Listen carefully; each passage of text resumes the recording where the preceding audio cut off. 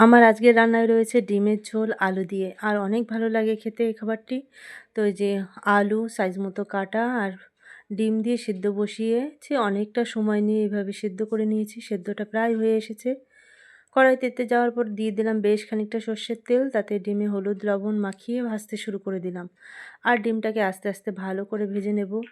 আর এইভাবে ডিম ভেজে খেতে খুবই ভালো লাগে। আর একটা কমন খাবার। সেই তেলের ভেতর হলুদ লবণ মাখিয়ে পটল ভাজা শুরু করে দিলাম। আর এই সিজনের পটল খেতে খুবই ভালো লাগে। তো এইভাবে পটল ভাজা হচ্ছে। লাল লাল করে কড়া করে পটলগুলোকে ভেজে নিয়েছি। এবার নামিয়ে ফেলবো। সেই তেলের ভিতর সম্বারা হিসেবে তেজপাতা, সামান্য জিরে দিলাম।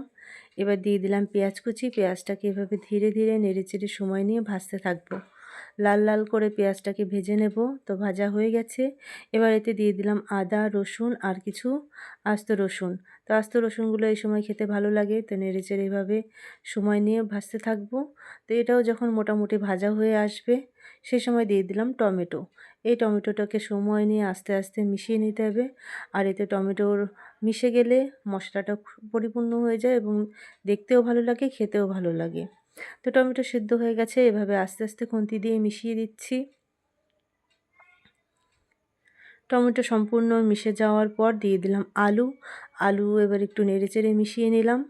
এবার এতে পরিমাণ মতো লবণ দিয়ে দিলাম আর দিয়ে দিলাম হলুদ। এবার নেড়েচেড়ে সময় নিয়ে আস্তে আস্তে কষাতে থাকবো। আর এই কষানোটাই তরকারিতে অনেকটা স্বাদ এনে দেয়। আর অবশ্য হলুদ লবণেরও ব্যাপার রয়েছে। তো এইভাবে কষানো কমপ্লিট হয়ে গেছে। এবার এতে দিয়ে দিলাম যে যেমন খায় সেই হিসাবে কাঁচা লঙ্কা আর কিছুটা জল। জল যেভাবে যতটা ঝোল হবে সেই হিসাবে জল দিতে হবে।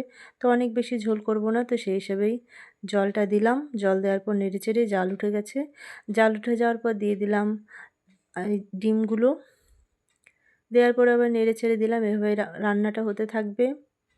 আর এক সম্বরাতেই রান্না করেছি, যেহেতু অবশ্যই তেল মশলাটা একটু কম ব্যবহার করা হবে, সেই হিসেবেই কম দিয়েছি। তো এবার দিয়ে দিলাম গরম মশলার গুঁড়ো। নেড়েচেড়ে জাল হচ্ছে, প্রায় রান্নাটা হয়ে এসেছে। কিছু আলুকে গলিয়ে দিয়েছি ঝোলটাকে গাঢ় করার জন্য। তো রান্নাটা প্রায় আমার কমপ্লিট। আর দেখতে যতটা সুন্দর লাগছে তার সাথে খেতে অনেক বেশি ভালো হয়েছে। তো রান্নাটা আমার কমপ্লিট হয়ে গেছে। একদম রেডি ডিমের ঝোলটা। দেখে মনেই হচ্ছে না যে গোটা মশলা না বাটা মশলা দিয়ে করেছি। খেতেও কিন্তু অনেক টেস্টি। এবার রয়েছে টমেটোর চাটনি। পাঁচফোড়ন সোমবারা দিয়ে টমেটোগুলো দিয়ে হলুদ লবণ পরিমাণ মতো দিয়ে নেড়ে চেড়ে ঢেকে দিচ্ছি। এভাবেই সেদ্ধ হতে থাকবে টমেটো। আর টমেটো রান্না হতে কিন্তু বেশ খানিকটা সময় লাগে, কারণ সেদ্ধ হওয়াটাই মেন। আর এই সময় টমেটো খুব পাওয়া যাচ্ছে আর খেতেও ভালো লাগে পাকা টমেটোগুলো। তো নেড়ে চেড়ে দিচ্ছি। টমেটোটা প্রায় সেদ্ধ হয়ে এসেছে, যে কমপ্লিট। এভাবে খুন্তি দিয়ে ভালো করে নেড়েচেড়ে মেশাতে থাকবো। তো সম্পূর্ণ মিশে গেছে, রসটাকে টানাতে থাকবো। আর এই সময় দিয়ে দিলাম কিছু কিশমিশ।